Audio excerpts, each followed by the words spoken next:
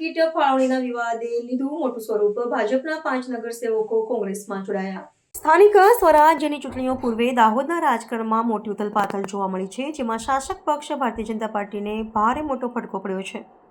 પક્ષ દ્વારા તાજેતરમાં જાહેર કરવામાં આવેલી ઉમેદવારીની યાદી બાદ ટિકિટ કપાતા નારાજ થયેલા દાહોદ નગરપાલિકાના 5 જેટલા વર્તમાન નગરસેવકોએ આજે સત્તાવાર રીતે કોંગ્રેસમાં પ્રવેશ કર્યો છે. ચૂંટણીના અંતિમ તબક્કા પહેલા થયેલા પક્ષપલટાથી સ્થાનિક રાજકીય ગરમાવો ચરમસીમાએ પહોંચ્યો છે. પ્રાપ્ત માહિતી અનુસાર દાહોદ નગરપાલિકાના વોર્ડ નંબર 1ના કાઉન્સિલર લખન રાજગોરની આગેવાનીમાં અન્ય કાઉન્સિલરોએ બળવો પોકાર્યો છે. દાહોદ જિલ્લા કોંગ્રેસ કાર્યાલય ખાતે જિલ્લા કોંગ્રેસ પ્રમુખ હર્ષદ નીનામા, પૂર્વ ધારાસભ્ય વજયસિંહ પણદા તેમજ અન્ય વરિષ્ઠ આગેવાનોની વિશેષ ઉપસ્થિતિમાં તમામ અસંતુષ્ટ નેતાઓએ વિધિવત રીતે કોંગ્રેસનો ખેસ ધારણ કર્યો હતો. ઉમેદવારીને લઈને સર્જાયેલો આંતરિક અસંતોષ ભાજપની ચૂંટણીલક્ષી વ્યૂહરચના માટે ગંભીર પડકાર બનીને સામે આવ્યો છે. ભાજપની આંતરિક ખેંચતાણનો સીધો લાભ કોંગ્રેસને મળી રહ્યો છે અને પક્ષનું સ્થાનિક સંગઠન પહેલા કરતાં વધુ મજબૂત સ્થિતિમાં જોવા મળી રહ્યું છે.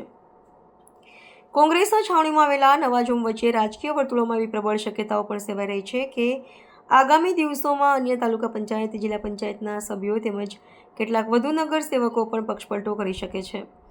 હવે જોવાનું રહેશે કે ભાજપનું મોવડી મંડળ આ ડેમેજ કંટ્રોલ કેવી રીતે કરે છે અને ડેમેજને રોકવા કયા પગલાં લે છે. આજ રોજ કોંગ્રેસ પાર્ટીમાં પ્રવેશ કર્યો છે.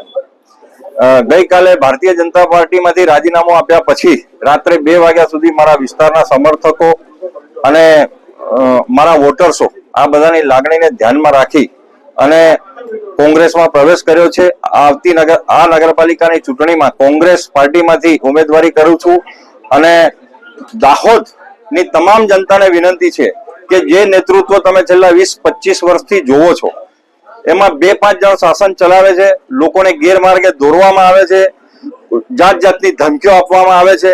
પણ હું તો એક કર્મઠ કાર્યકર્તા નગરસેવક તરીકે કોઈ પણ જાતના નાત જાતના ભેદભાવ વગર દરેક માણસની પડખે ઉભો રહી અને એક મારી સેવાનું કામ કરું છું. એ કામ મારું અવિરત ચાલુ જ રહેશે.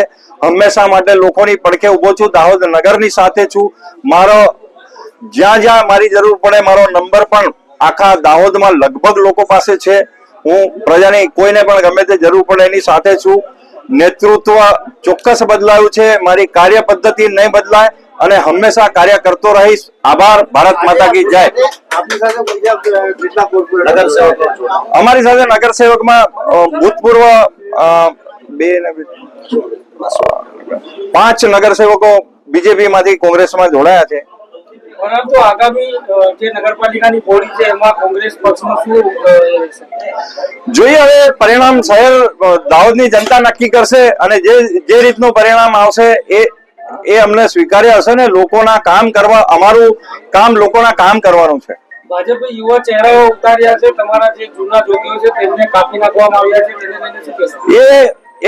એ ભારતીય જનતા પાર્ટીનો વિષય છે. અમારું કામ સેવા કરવાનું છે. કોણે શું ઉતાર્યું એ મેદાનમાં આવીશું ત્યારે જોઈ લઈશું.